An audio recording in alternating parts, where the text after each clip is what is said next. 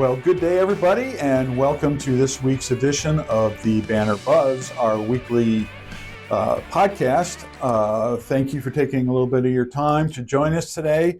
And I'm just pleased, beyond being pleased, to welcome our guest today, Stephanie Doland. Stephanie is the City of Brenham's Director of Developmental Services. So thank you.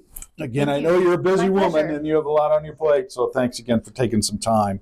So before we get started, I would like to extend a special thank you to our podcast sponsor, Mark and Mary Troth. We truly, truly appreciate your support and helping to make this possible for us. So thank you. Thank you. So Stephanie, before we get started and kind of delve into the meat and potatoes of things, just tell us a little bit about yourself and the journey that led you to where you are today, please. Thank you, Keith, for having me. It's a pleasure to be here. My pleasure. My start is really in Burleson, Texas. That's my childhood town, and grew up going to school there, and then went on to school at UTSA in San Antonio, where I got my degree in economics, and then on to UNT in Denton, where I have a master's of strategic management. And that's like my professional background. What really led me into city government was some of my time in Burleson when I started as a management intern at 16. And was serving, and was serving on the Burleson Mayor's Youth Council, and really just created a passion from that position in local government and service to the community. And so I've known since that time that I wanted to serve my community in a public city government-like role. So, and then also about that same time, met my husband, and we started off in Caldwell, Texas. I was working for the city of Bryan, and that was kind of equidistance for our two workplace locations. And then after about 3 years with the city of Bryan, moved to be assistant director for a short time, and then director of development services for the city of Brenham. So been with the city of Brenham now for about 7 years. And in that time, we started a little family, have a daughter and a son, and just love this town. It's such a wonderful place to have a family. I do too. So, did you think you'd end up being in the role you were in? I mean, you talk about wanting to be involved in government, city government, and all. I mean, was this kind of along the career path to do what you're doing now? Yes, absolutely. I think like economics and development go hand in hand. A good market and a good economy are what drive people to try new ventures, build new buildings, create new investments. So I do think it goes hand in hand. I don't know that I ever really set out for an exact path of how to achieve being a part of the community, but I love the role and happy to be here. Well, you do a wonderful job at it. You're great, and you always help us. So kudos. Thank you. Kudos. So, Director of Developmental Services.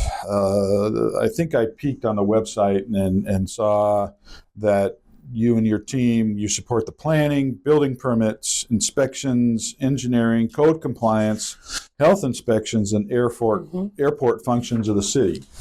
So, to me, that sounds like a full plate, and thank goodness you don't have to put all of that on your business card, because you have to go in the back. And I know you're mentioned in a lot of stories we do about the city. You get your perspective, your viewpoint, your expertise, and so forth. So I say that to say this: how big is your team, and how do you all work together to fulfill your responsibilities? And what I mean by that, do certain people have certain expertise in certain areas, and just how do you all work together and function? Absolutely. So you're right. Development Services is a department of a couple different divisions, and we're a staff of 12, so a team of 12. And we have different areas of focus, absolutely. So just as an example, a lot of my staff has professional certifications with annual training requirements associated with those professional certifications. So Shauna, our city planner, she has a AICP designation, which is through the American Institute of Certified Planners. So her background is in land planning and urban management. Our building officials, so we've got two. We've got Alan and David, and the two of them hold a large majority of certifications for building inspections and for building plan review and to obtain that building official status. And then additionally, our airport manager, Jim Halley, he is certified as a accredited airport executive. So yes, there are many different distinctions that our staff hold in order to fill their responsibilities. And that's part of, serving the community, right, is having that background.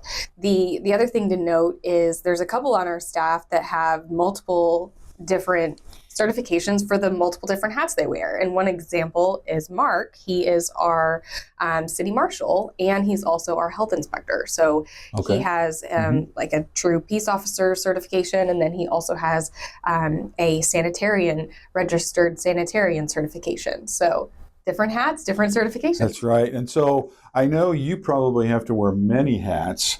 I know you have a good team that does a lot of the ground level work, so to speak. So if I can ask, and I know you keep your hands in all the pots, but so, is there a typical day for you? I know you do a lot, but kind of how's your day go, if there is such a thing as a normal day? That's one of the greatest parts of my job is every day is a little bit different. Right. So I would say typically I spend a lot of time working with the team in order to process permits and make sure plan reviews are timely and basically see new construction happen at a very approval rating pace, so to speak. Sure. So we work together through a series of different committees and staff meetings. One of the most important, I would say, is when we get together to go over permits that are currently in queue, currently pending. And we work together, look at the permits, talk through anything that maybe one reviewer didn't see that affects another reviewer's responsibility. So that's a great tool to make sure that we're communicating across departments and divisions. Sure. Then a lot of time is also spent visiting the airport and meeting with the team out there and seeing how the day-to-day operations and the maintenance of that very large facility are all coming together. So it's a collaboration, it's a team. I absolutely love working with every member of the team, and we just work together to make sure that the citizens are taken care of and the needs are met. Well, that's the bottom line. That's right. That's the bottom line. So now, of all the responsibilities you have in your team, I would think the most interesting, at least honestly, the most interesting for me doing what I do is the building permit process, both commercial and residential, both sides. So if we can visit about that a little bit, I'd like to do so. I know last year, 2024, the city issued 309 permits, if I'm not mistaken, for a variety of projects. Just whatever. Right. So first of all, can you explain to us why people need a building permit? Absolutely. So it's preservation of quality of life. So health, safety, and welfare of our citizens. And I know sometimes that it's a dreaded process. So we do our best to make it as pleasant of an experience as possible. And we have some really strong feedback from many people about being pleasantly surprised for the process. Cool. So that's a goal of ours. And really, when you're applying for a building permit, it's kind of a twofold responsibility. We're looking to make sure that the council's adopted local codes and then the state's state codes are being adhered to. So that's true in terms of the construction of the structure, meeting mechanical, electrical, plumbing requirements, structural requirements, not only for the citizen that's currently going to reside in the dwelling, but also future residents. And then also for building setbacks and the density on the lot or the amount of open space on the lot. So that would be meeting like subdivision ordinances and zoning ordinances, making sure that there's compatibility across property lines. So if everybody builds on the property line, then there's an issue with risk of conflagration or spread of one fire from one structure to another. So the reason for permits and the reason for inspection is really a preservation of quality of life of all of those things, making sure that things are constructed in a way that's good for the individual and good for the greater good of the community. So then do you have to know or have access to like each individual subdivision, their ordinance, their regulations may be a little different from one to the other, I assume. They're similar, but they may have a few. Sure. So do you have to, before you issue a permit, let's just say a new residence permit in a subdivision, do you have to go into that subdivision's regulations and then maybe tweak a general permit to make sure I mean, do you do that too? Do you specialize it to exactly where it's going?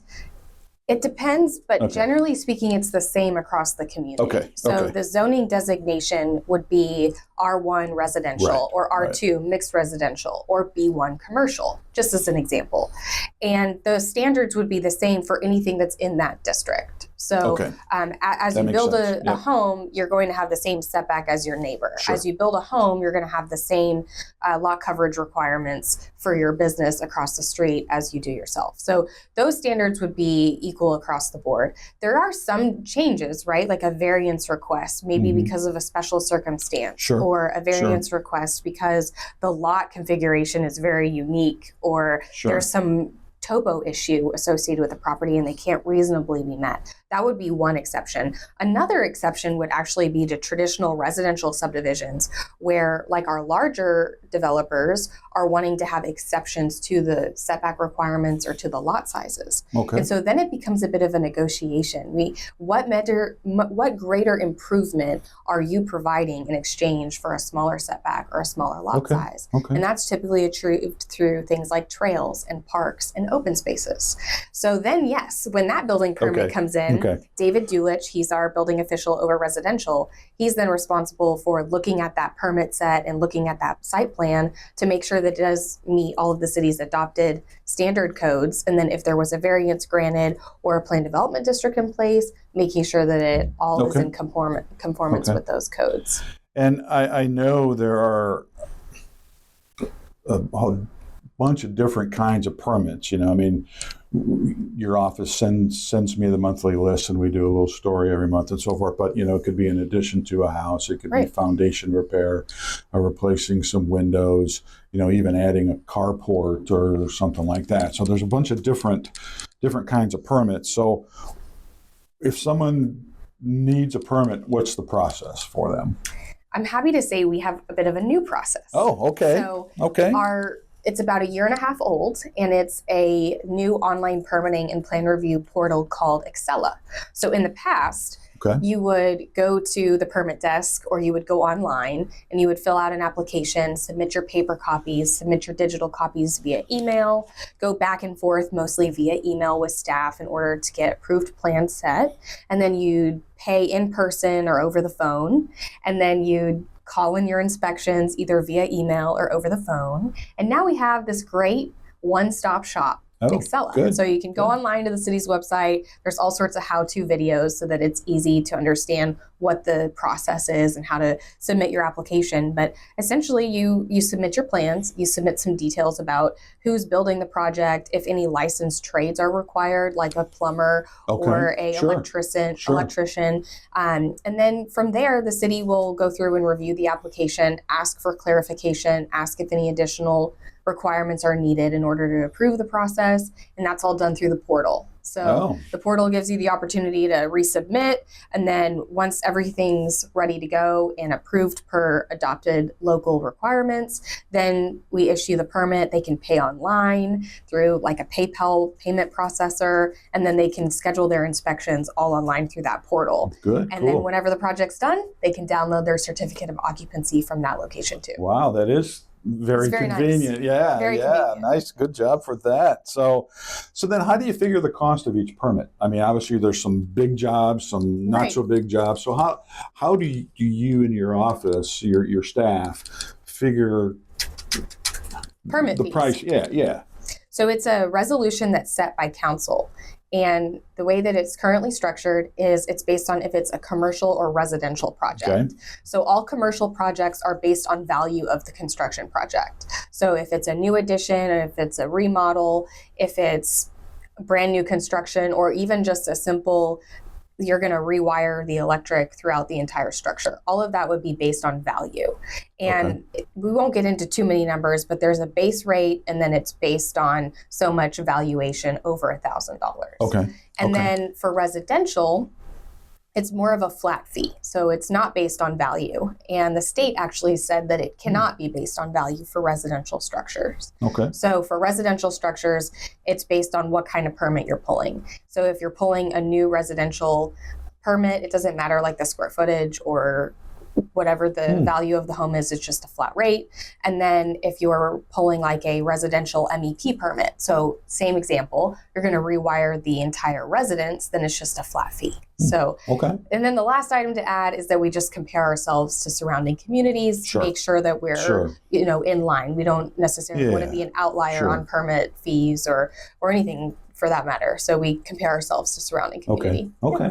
Cool. Good. So when we talk permits, I think everyone always seems to be talking about growth around here. Yes. We're a thriving community and a growing community, and some like the growth, some don't, but growth is here. And we think it's a good thing. So the 309 building permits issued last year, I think the number was 111 were for new residential construction, which can, not just a house, but the twin home, a duplex, et cetera, et cetera. So that's more than 1/3 of the overall permits last year were issued for new residential construction. So, and when you and I talked a while ago about permits and so forth, there were, I believe that number comes on top of 114 in 2023, and there were about 190 in 2022. So that's more than 400 permits for new residential construction in the last 3 years. To me, that sounds like a pretty significant number for a town our size. But what are your thoughts on that? I mean, what do you think of that number for a city the size of Brenham and the location where we sit, halfway between Austin and Houston and all that? I mean, what thoughts come to mind? I think the number is appropriate. Okay. When you take our data and you look back about 10 years, we were issuing closer to 50 or maybe even fewer residential home permits a year. So at that same time, we were issuing quite a few less permits annually when compared to, say, Navasota, which is a smaller community to our size. So I think that maybe a slower amount of residential construction permits 10 years ago or in that decade may have resulted in a little bit of a shortage in our market. So maybe the supply of housing wasn't quite where it needed to be. And that might have actually affected the prices associated with cost of living and home purchases in Brenham. So I do think that the 200, we were at 194 and, in the 190s for the post-COVID years. We had like a post-COVID boom. Yeah. And, I've talked to some of the other directors at College Station and Navasota, and that's pretty common. There was that post-COVID bubble in some of the suburban communities when folks were looking to move out of the city, so to speak. And then again, we're on trend with those same communities here these last few years where it's been a little bit more of a course correction or a little bit of a downturn compared to those spikes. So I think we're going to be back at 200 one day. I do think that maybe even before 2030, we'll be back at the 200 permits a year, just based on lot inventory and how many folks are building infrastructure right now for more homes. But I do think that it'll take a little while to get there. So we'll see. Well, that kind of answers my next question, because I was going to kind of ask you to look into the crystal ball and if you think those kind of numbers are going to continue into the future. But again, you think they may even increase over time in the next 5, 6, 7 years. Correct. Yes, I do. I think next year it'll be fun to look back on our conversation and see where the metrics fall. But I think for the year 2025, we'll probably see a little bit more than last year, but maybe not quite 150. So I'm saying right around 130. Okay. You heard it here, 130. No, I'm just kidding. So now the other side of that is the commercial permits. Building permits, and we had several last year that were valued at pretty expensive, more than $500,000. Can you tell me a little bit about those? Sure. So we had, I would say, 3 on the commercial side that I'll share about. So one of them was the Express Fuel Stop and QSR. It's a quick serve restaurant, and that's located at the intersection of 577 and State Highway 36. Right. So that project is well underway. It's a true truck stop and a convenience store, and it'll be a Golden Chick QSR. Okay. And that location is one of those in that category, our higher permit values and valuation. And then our next one would be Valmont. So that's a huge industrial employer here in town. Yes. And Valmont is doing multiple projects on their site. So the construction of a new press building, that was one of the permit values, over $1 million. And then they also are doing some improvements to their site. One of the more visible is that their employee parking lot is currently under construction. So putting a new employee parking lot in front of their main office building. Okay. And then another item is the Quick Quack car wash. So we've had quite a few. Say that one 10 times. Yes. We've had quite a few car washes recently, and this being the latest one permitted. So that's as you head out of town on State Highway 36. Right. And it would be on your right after you go past Lowe's. And there was a car wash there before, so it's really a redevelopment. Okay. And then the last really popular, over $500,000 in value, was all of the construction for new subdivisions. So that would be like your Vintage Farms and your Wilkins Valley and your Oak Alley. Right. All of those subdivisions are currently putting in more infrastructure. So that's where that valuation comes from. Okay. So with those commercial permits, what does that tell you about growth in the city? So honestly, I expected in 2024 that we'd see more retail. We were told by so many of our developers that were building that with Chick-fil-A and Academy coming, that was just going to open the floodgates for more retail. And I think maybe market conditions resulted in a slower 2024 than we were anticipating on the commercial and retail side. Okay. We've had many projects reach out and inquire, and then I think they're waiting to kind of see where market trends fall in this upcoming year. So we're hopeful that we'll continue to see some more retail, especially in the Brenham Crossing subdivision, which is where Hobby Lobby is. Right. There's multiple pad sites available there. And then on the other side of the highway where Academy is, there's again multiple parcels available for development there too. Okay. So it'll be kind of a fun year seeing what's going to progress or maybe not progress, you know. In those centers. Those places where you just mentioned. So I want to talk also about a little bit about the other parts of your job, you know, because, you know, the building and commercial permit is just one of many hats you and your team wear. So, and I'm going to lump them all into one question. Sure. So, you know, we have inspections, code compliance, and health inspections, you know, those kind of things. So tell us a little bit about those and how your team gets through that. Absolutely. So with more building permits is also more inspections. Sure. So whenever a residential home permit is pulled, there's about 10 inspections that go into a new home permit. So we did hire a new building inspector position in January of 2021, and that position is now vacant. And so we are hiring. So if someone is interested in a building inspector role, we'd love to chat. And so building inspections are divided among 3 different individuals, and you go onto the property and you look for compliance with codes. And then on the other side of that is code compliance. So code compliance goes into adopted health and sanitation requirements. So that would be high grass and weed violations, junk litter, or public nuisances. And so we do have staff that go out and, you know, process complaints. We do get a fair amount of complaints, folks who are, for whatever reason, unable or are not taking care of property. Sure. So that's another aspect of our division. And then health and sanitation. So we have many restaurants in town, right around 150. And so on an annual basis, they renew their license with the city. And that comes with a couple surprise inspections throughout the year. So the key word surprise, right? they're unannounced. So our health inspector goes out and takes a look at the back of house, the front of house, make sure that all of the food is properly labeled and stored, make sure that all of the refrigeration and freezer has proper temperatures to monitor and make sure that when we go out to eat, we're having a best as possible experience. So, and that goes really well. He does a great job of trying not to, you know, fear or make anyone worried as he's coming onto their their back of house and looking through process, kind of have a collaboration of this is where you can improve, this needs to happen right now, those kind of conversations. Okay. So then finally, how are you involved with the airport? Yes, we have a beautiful airport. It's runway of 6,003 feet, and it's 75 feet wide.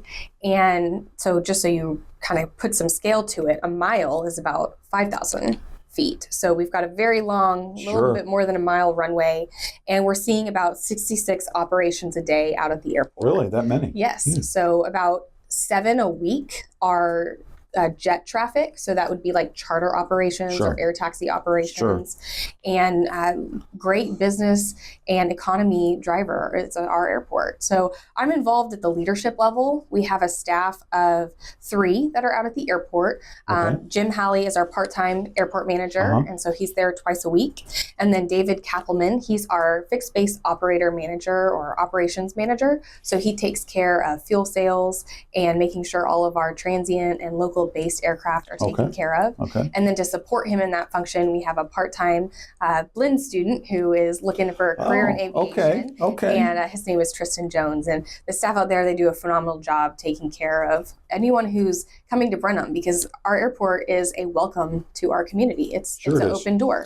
And it's also our largest facility. So it's over 200 acres, and there's many structures, many hangars, and lots of FAA and state requirements to make sure that we're maintaining proper safety for any user of the airport. And is it open 24/7? It is open. It is. It's not a towered airport. It's a general aviation airport. So yes, users can come in and out. Of course, they need to make sure they have all of their proper licenses. But yes, it's open. Okay. So as we start to wrap up here, are there any other projects that you can kind of give us a kind of like a little sneak peek, what we can expect in 2025? I know you have some limitations and you can't always just spill a bag of everything, but is there any kind of sneak peek on what we can expect in 2025, both, especially on the commercial side? Sure. If you can. So first, residential, we are looking at about a 150-acre annexation. We've been reached out to a developer who is looking at hundreds of more homes. So that's kind of a new topic we're working through right now. And then rooftops are really what drive retail and commercial. We have 2 that I can talk about.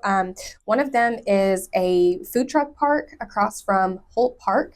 We did issue a specific use permit on that a little while back, and we now have that project in plan review. And I'm really, really excited to see where that leads. There's really great ways to have food truck parks, and really excited about what this developer brings to the table. And then the proximity to the park. I just think it's a no-brainer. If you're coming for a ball field game, you can go across the street and grab a bite to eat. So that'll be great. Makes sense. Yeah. And then we also have a Chinese buffet that's looking at going in between Home Depot and Hobby Lobby out on the feeder road. So maybe some new restaurants and new places to eat coming our way. Well, that's always good. So I'd love to talk to you talk to you about you for a longer period of time, but we're kind of running out of time. So I want to thank you for being here and for the information you shared about everything. Well, not everything, but a lot of things you and your department do. So thank you very much for taking some time with us. And I want to thank all of you for taking a little time to watch us. Again, our podcast is just one of the many ways that we hope we can bring information to you on a regular basis. Of course, our bread and butter is our newspaper, the Banner Press, and we'd love to have you as part of our family. If you're a subscriber, thank you very much. We appreciate it. It's our goal to serve you as best we can 3 times a week. If you're not a subscriber, it's very easy to do so, and we'd love to have you join our family. You just pick up the phone, call 979-836-7956. Again, 979-836-7956, and we'll get you going. And it'd be our pleasure to serve you and then continue to serve you in the years ahead. So again, thank you, Stephanie, and thank you to our sponsors, Mark and Mary Troth, and we'll see you next time. Have a great day, everybody.